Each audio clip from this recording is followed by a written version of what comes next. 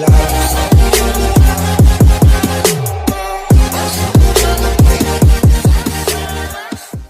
Morning all of you. प्यारे बच्चों, कैसे आप सभी? उम्मीद करती हूँ सभी स्वस्थ होंगे। बेटा आज का हमारा टॉपिक क्या है? समास। क्या टॉपिक है आज का? समास। क्या होता है समास? शब्दों का मेल। क्या होता है समास? शब्दों का मेल। दो या दो से अधिक शब्दों का मेल समास होता है। ठीक है, देखिए उदाहरण देखो आप, रसोई घर। ठीक है, दो शब्दों का मेल है, हम इसको एक साथ भी लिख सकते हैं। वैसे तो ये दो शब्द हैं, रसोई घर, लेकिन यहाँ पर हमने इनको एक साथ लिखा। यहाँ देखिए, सूर्योदय बेला। इसका जब हम विग्रह करते हैं तो क्या विग्रह होता है इसका? सूर्य के उदय की बेला। ठीक है, ये हमारे यहाँ पर तीन शब्द हैं। ठीक है, तीन शब्द हैं और जिनका हमने विग्रह किया। यहाँ हमारे पास दो योजक शब्द आए हैं, जिनका क्या है, ये हमारे योजक शब्द क्या होते हैं? जब हम समस्त पद बनाते हैं। समस्त पद क्या होता है बेटा? जब हमने इन शब्दों का मेल किया, जब हमने इन शब्दों का मेल किया और हमारे पास एक शब्द आता है, उसको हम समस्त पद कहते हैं। क्या कहते हैं?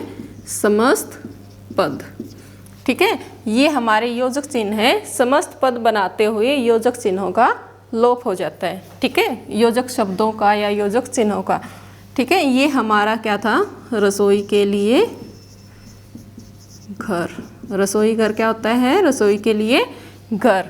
ठीक है, तो ये हमारे पास दो शब्द हैं और एक योजक शब्द है, जिसका हमने समस्त पद बनाते हुए इसका हमारे से लोप हो गया। ठीक है, यानी कि लोप का अर्थ क्या होता है बेटा? उसको गायब कर देना या छुपा देना। ठीक है, यहाँ इसका लोप हो गया है कि ये हमारे क्या है बेटा? कारक विभक्तियाँ। ठीक है, क्या है? इनको आप योजक शब्द भी कहते हो और कारक विभक्तियाँ भी कहते हो। यहाँ जब एक और बात मैं आपको बता देती हूँ, जिस भी समास में कारक विभक्तियाँ आती हैं उसको किस नाम से जाना जाता है? तत्पुरुष समास। ठीक है, कौन सा समास होता है? तत्पुरुष समास। यहाँ पर भी ये हमारा क्या है? तत्पुरुष समास। ठीक है, आया समझ यहाँ तक? जहाँ हमारे पास कारक विभक्तियाँ आती हैं वहाँ तत्पुरुष समास होता है। अब आप सोच रहे होगे कि ये तत्पुरुष समास कहाँ से आ गया? हम तो समास पढ़ रहे थे। हाँ बेटा, ये क्या है? समास का भेद है। इससे पहले हम एक और बात सीख लेते हैं कि देखिए, मैंने लिखा था रसोई घर। क्या लिखा था? रसोई घर। ठीक है, अब हमारे पास ये दो शब्द हैं। ठीक है, जब ये दो शब्द हैं, हमने इस पूरे शब्द को क्या नाम दिया था? समस्त पद। ठीक है, क्या नाम दिया था? समस्त पद। अब दो शब्द हैं, ये हमारा पहला शब्द है, ये हमारा दूसरा शब्द है। क्या है? पहला और दूसरा।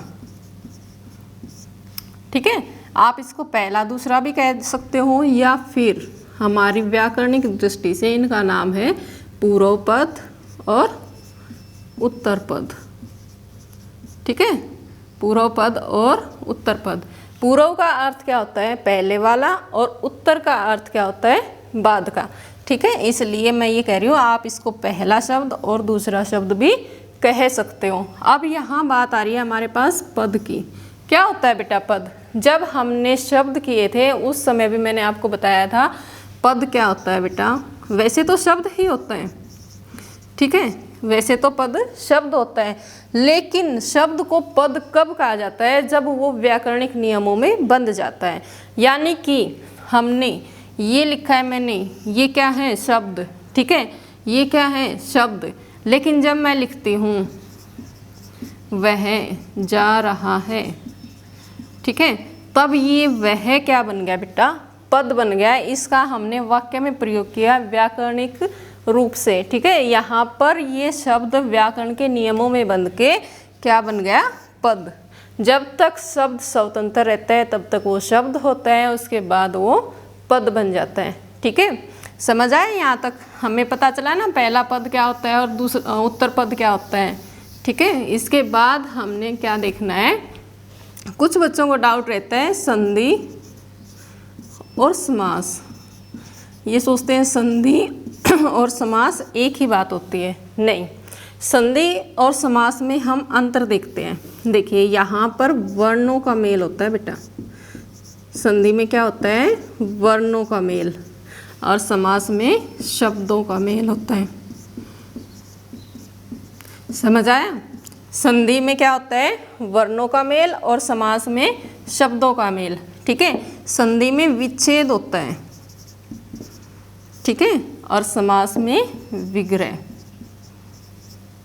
ठीक है, जब हम समास को, जैसे मैंने लिखा था रसोई घर, तो उसका क्या बना था, रसोई के लिए घर। और हम जब संधि करते हैं, जैसे मैं लिखती हूँ विद्यालय, तो हम इसको इस तरह से लिखते हैं विद्या प्लस आलय। ठीक है, यहाँ जो इस तरह से हमने बीच में प्लस का निशान लगाया है, जमा का निशान लगाया है, ये क्या है, विच्छेद। ठीक है, और यहाँ पर जब हम इसका समास के शब्दों का, जैसे क्या लिखा था, रसोई घर, तो मैंने क्या लिखा था, रसोई के लिए घर। ठीक है, जब हम इस तरह से हम विग्रह करते हैं तो साथ में हम कोई ना कोई विभक्ति चिन्ह लिखते हैं। ठीक है, विभक्ति शब्द लिखते हैं, तो वो क्या होता है बेटा, समझ आया? ये विग्रह होता है और ये विच्छेद होता है। इसके बाद हमारे पास एक और अंतर है दोनों के बीच। यहाँ जब वर्णों का मेल होता है तो ध्वनि में परिवर्तन हो जाता है बेटा, ध्वनि परिवर्तन होती है यहाँ पर। लेकिन जब शब्दों का मेल होता है तब ध्वनि में कोई परिवर्तन नहीं होता। ठीक है, कोई परिवर्तन नहीं होता। ध्वनि जैसे शब्दों को पहले बोला जा रहा था, उनका जिस तरह से पहले उच्चारण किया जा रहा था, उसी प्रकार से उच्चारण किया जाएगा। और यहाँ जब उनको शब्दों को बोला जाता है संधि करने के बाद, तो उनकी ध्वनि में, उनके उच्चारण में परिवर्तन हो जाता है। ठीक है, चलिए इसके बाद हमने यहाँ पर तो क्या किया, शब्द और संधि और समास में अंतर देखा। ठीक है, अब हम संधि और समास में समानता देखते हैं।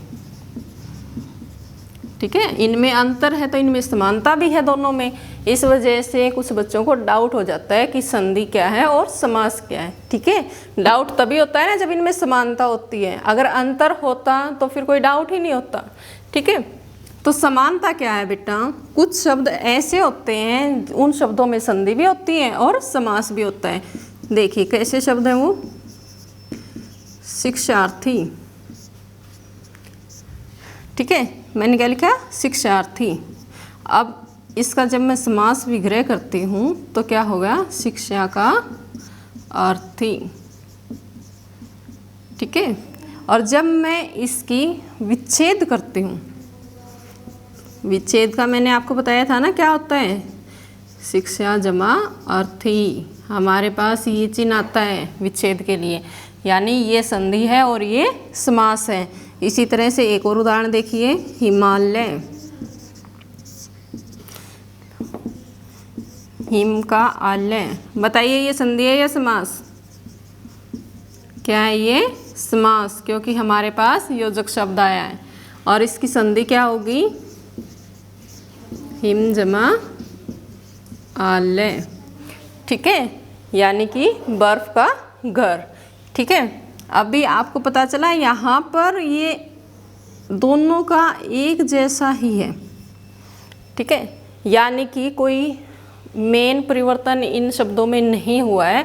जब हम इसका समास विग्रह करते हैं तब भी वही शब्द रहते हैं, संधि विच्छेद करते हैं तब भी वही शब्द रहते हैं। इसी प्रकार से यहाँ पर देखिए अंतर सिर्फ किस चीज़ का हुआ है, समास में हमारे पास बेटा ये शब्द आया है, योजक शब्द, यहाँ पर हमारे पास ये चिन्ह है। बस इतना ही अंतर है, इससे ज़्यादा कोई अंतर नहीं है।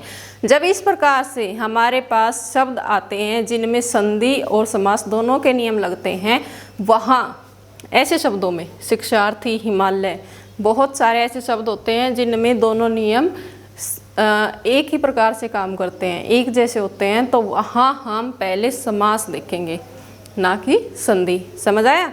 वहाँ हमें पहले समास देखना होता है। कौन सा समास है? ये भी हमारे पास तत्पुरुष समास है।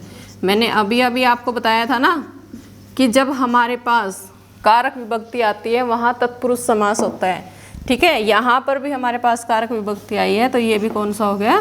तत्पुरुष समास। ठीक है, हो गया क्लियर सभी को यहाँ तक? चलिए अभी हम क्या करते हैं बेटा, समास के भेद। कितने भेद हैं समास के? बताइए कितने भेद हैं? 6 भेद। कितने भेद हैं समास के? 6 भेद। ठीक है, पहला क्या है?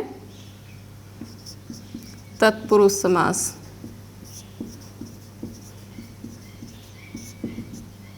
मैंने आपको बताया था पूर्व पद और उत्तर पद के बारे में। क्या होता है पूर्व पद? जो पहला पद होता है। जब हम समास का विग्रह करते हैं तो जो हमारा पहला पद होता है उसको पूर्व पद कहा जाता है, और जो बाद का पद होता है उसे उत्तर पद कहा जाता है। हमारे तत्पुरुष समास में बेटा उत्तर पद प्रधान होता है। कौन सा? उत्तर पद प्रधान होता है।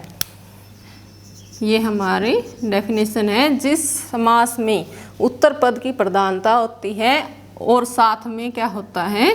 कारक विभक्ति। समास का विग्रह करते हुए हमें कारक विभक्ति लगानी होती है। अभी आप बताओ कारक विभक्ति कितनी होती हैं?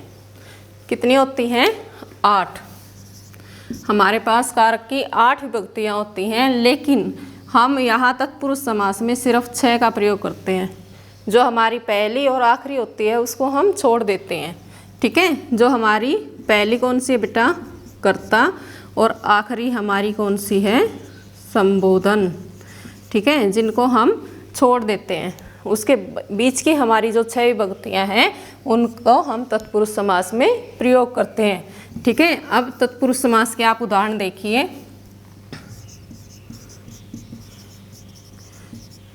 रसोई घर। ठीक है, ये क्या हो गया? रसोई के लिए घर।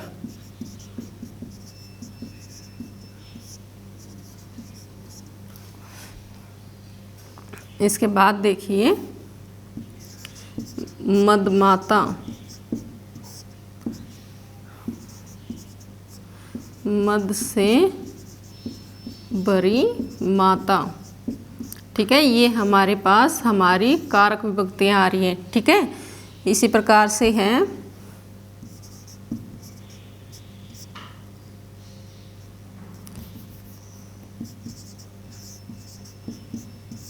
दिनों दिन।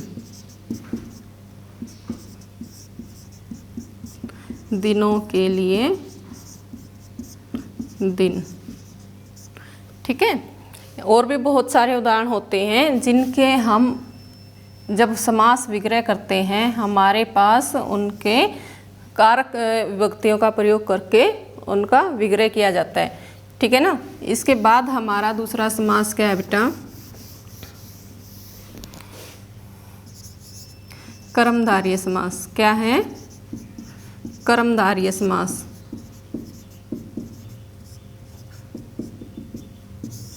कर्मधारय समास में क्या होता है? इस समास में भी हमारा उत्तर पद प्रधान होता है। क्या होता है बेटा?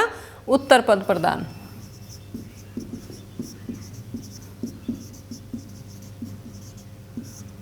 देखिए और इसमें एक और बात होती है, उत्तर पद प्रधान होने के साथ साथ विशेषण विशेष्य का संबंध होता है। क्या होता है? विशेषण विशेष्य। आप विशेषण विशेष्य कर चुके हो। विशेषण क्या होता है? जो संज्ञा या सर्वनाम की विशेषता बताता है, और विशेष्य क्या होता है? जिसकी विशेषता बताई जाती है। ये क्या होता है? विशेषण विशेष्य। उपमान उपमेय का संबंध। ठीक है। उपमान क्या होता है? किसी स्थायी वस्तु, ठीक है, कोई भी स्थायी वस्तु जिसकी किसी तुच्छ वस्तु के साथ तुलना की जाती है। और उपमेय क्या होता है बेटा? जिसकी तुलना की जाती है। यानी कि यहाँ उत्तर पद प्रदान होते हुए तुलना का भाव होता है। ठीक है। इस समास की क्या विशेषता है बेटा? एक तो उत्तर पद प्रदान होगा, साथ ही साथ तुलना का भाव होगा। इसके उदाहरण देखिए। नीलकंठ। ठीक है, तो इसका क्या होगा, विग्रह। नीला है जो कंठ, ठीक है। इसके बाद देखिए चंद्रमुख, यानी चंद्र के समान मुख, ठीक है। चंद्र क्या होता है बेटा, चांद, चांद के समान मुख, ठीक है। इसके बाद देखिए पीतांबर, पीत क्या होता है, पीले, पीले हैं जो अंबर, ठीक है। ये हमारा क्या है बेटा, कर्मधारय समास। यहाँ पर तुलना की जा रही है। उत्तर पद कैसे प्रदान हुआ, जैसे ये हमारा उत्तर पद है, हम इसके बारे में बात कर रहे हैं। नीला है जो कंठ, यानी कि जो कंठ नीला है हम उसकी बात कर रहे हैं। यहाँ मुख, ये क्या है, उत्तर पद, और ये क्या है, अंबर, उत्तर पद, ठीक है। हम इनके बारे में बातें कर रहे हैं। देखिए कंठ, मुख, अंबर, ठीक है। यहाँ हमारा उत्तर पद प्रदान है, हम इसकी तुलना इसके साथ कर रहे हैं, ठीक है ना। यहाँ तुलना का भाव आ गया ना। कंठ की तुलना हमने किसके साथ की, नीले रंग के साथ। मुख की तुलना हमने चांद के साथ की है। अंबर की तुलना हमने पीले रंग के साथ की है, ठीक है ना। ये हमारा क्या है, उत्तर पद, ये पूर्व पद। और यहाँ पर हमारा समास क्या होता है फिर, कर्मधारय समास, ठीक है। समझ आ गया सभी को यहाँ तक। चलिए तीसरा हमारा क्या है बेटा, द्विगु समास। कौन सा है, द्विगु समास।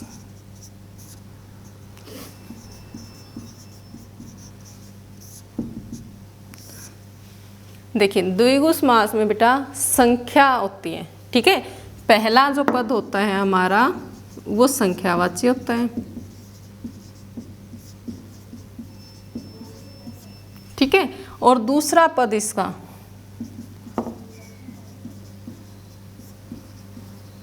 समूह को दर्शाता है,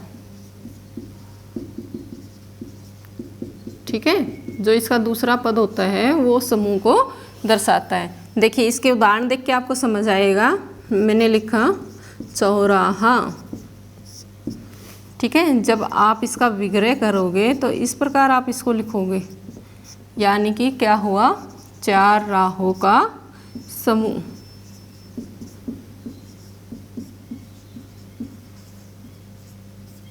ठीक है।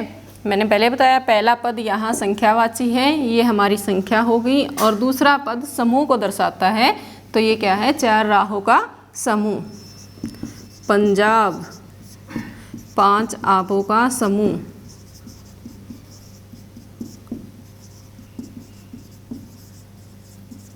ठीक है। त्रिनेत्र, त्रिलोक,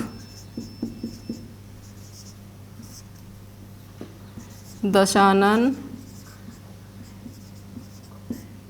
ठीक है। यानी कि जितने भी ऐसे शब्द होते हैं जिनमें पहले संख्या आती है, पहला पद संख्यावाची होता है, वहाँ हमारा द्विगु समास होता है। आया समझ, क्या होता है बेटा वहाँ पर, द्विगु समास। इसके बाद आप देखिए इससे नेक्स्ट है हमारा द्वंद्व समास, ठीक है। आप द्वंद्व को इस प्रकार से भी लिख सकते हो, ठीक है। ये हमारा क्या है, द्वंद्व समास। द्वंद्व समास में हमारे दोनों पद प्रदान होते हैं, ठीक है। यहाँ मैं सिर्फ आपको समझा रही हूँ बेटा, आपको डेफिनेशन इतनी ही नहीं लिखनी है। मैं आपके पास नोट्स भेजूंगी, वहाँ से आपको डेफिनेशन लेनी है। तो द्वंद्व समास क्या होता है बेटा, दोनों पद प्रदान होते हैं प्लस योजक चिन्ह।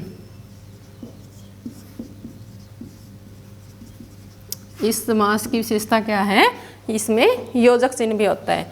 जैसे उदाहरण देखिए, दिन रात, माता पिता,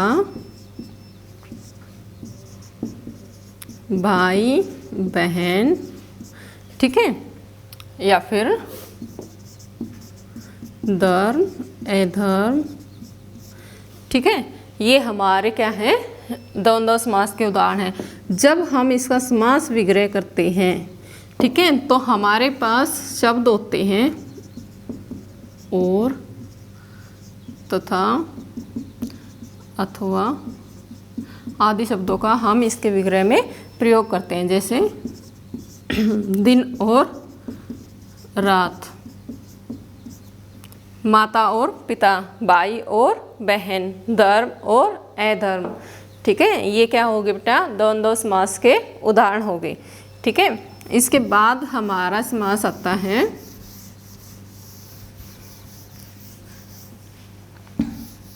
बहुव्रीहि समास। कौन सा समास होता है, बहुव्रीहि समास।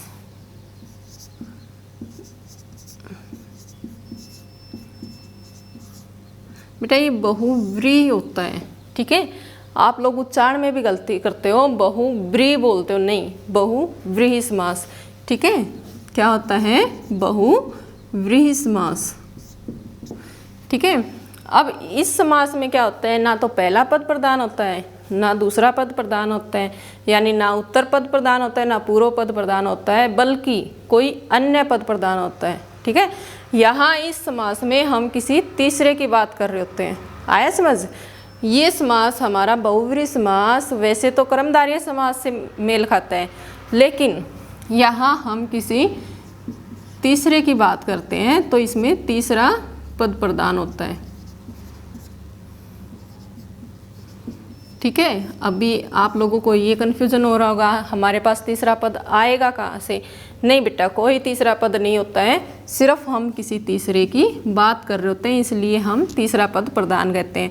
उदाहरण देखिए, यही उदाहरण मैंने आपका कर्मधारय समास में लिया था। उसका विग्रह क्या था बताइए, नीला है जो कंठ, यानी कि किसी का भी कंठ नीला हो सकता है।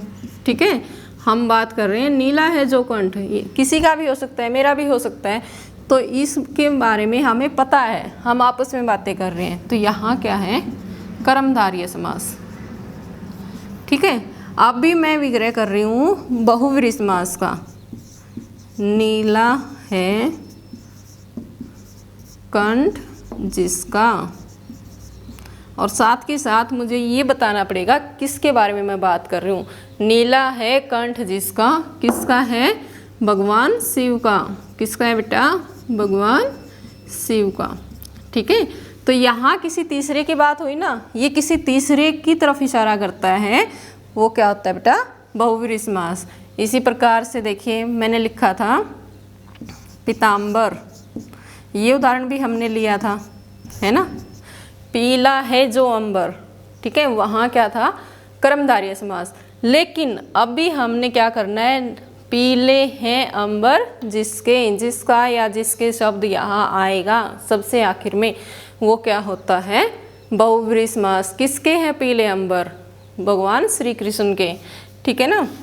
अभी देखिए, चतुर्भुज, चार हैं भुजाएं जिसकी, किसकी हैं, भगवान विष्णु की। ठीक है, इस प्रकार से ये हमारे शब्द हैं जिनका हम किसी और के लिए प्रयोग करते हैं, किसी और के बारे में हम बता रहे होते हैं, वहाँ हमारा बहुव्रीहि समास होता है।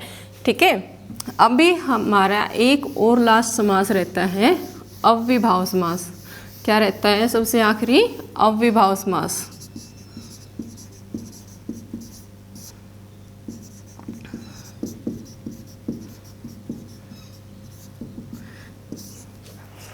इस समास में बेटा पहला पद अव्यय होता है। ठीक है, पहला पद अव्यय होता है और अपने प्रभाव से समस्त पद को अव्यय बना देता है।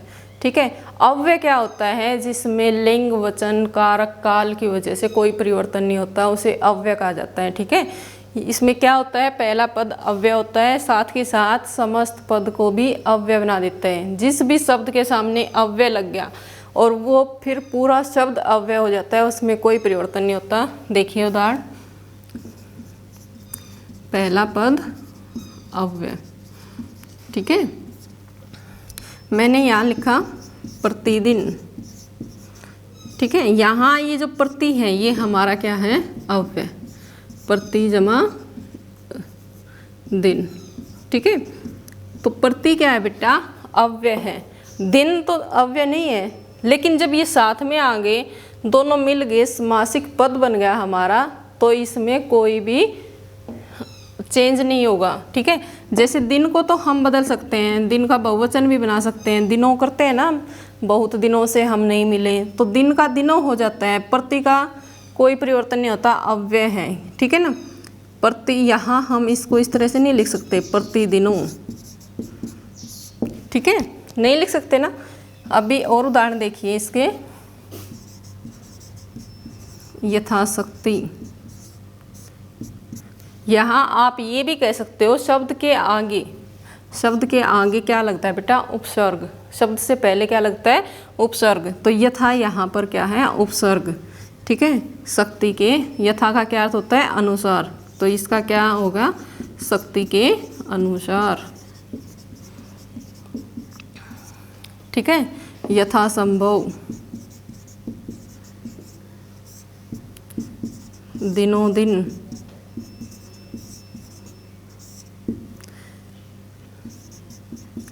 प्रत्येक, ये इसके उदाहरण हैं। यथासंभव क्या है, संभव के अनुसार, दिनों दिन, दिनों दिन के अनुसार, प्रत्येक, प्रति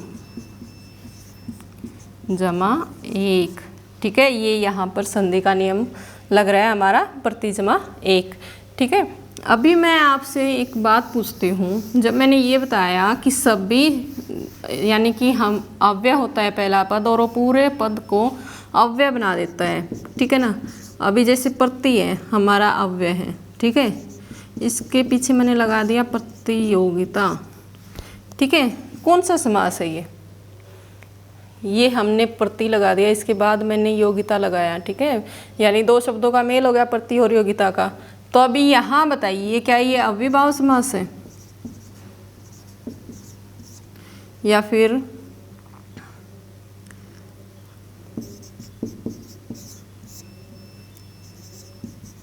प्रतिक्ला, ये बताओ। नहीं, ये अव्ययभाव समास नहीं है बेटा। सिर्फ आप पहला पद अव्यय देखकर आप अव्ययभाव समास नहीं कह सकते। मैंने ये बताया कि वो पूरे पद को अव्यय बना देता है। ठीक है, जो अव्ययभाव समास में क्या विशेषता है कि वो पूरे पद को ही अव्यय बना देता है। और अव्यय क्या होता है, उसमें कोई भी परिवर्तन नहीं होता। इसी प्रकार जो मैंने पहले शब्द लिखा था प्रतिदिन, प्रतिदिन का बेटा प्रतिदिनों नहीं होता। ठीक है, ये पूरा पद हमारा क्या बन गया था, अव्यय बन गया था। ठीक है, यानी कि जब भी हम इस शब्द को कहीं भी किसी भी वाक्य में प्रयोग करेंगे, इस शब्द में कोई परिवर्तन नहीं होगा। जबकि प्रतियोगिता का आप प्रतियोगिताएं कर सकते हो। ठीक है, प्रतिकला का प्रतिकलाएं कर सकते हो। ठीक है ना, यहाँ जब शब्द में ही परिवर्तन हो गया तो फिर ये अव्ययभाव समास नहीं है। ठीक है ना, तो बेटा आज आपने समास को पढ़ा और समास का विग्रह करना सीखा। ठीक है, और संधि और समास में आपको अंतर अच्छे से समझ के और उसके बाद ही आप इनके नियम याद करोगे। ठीक है।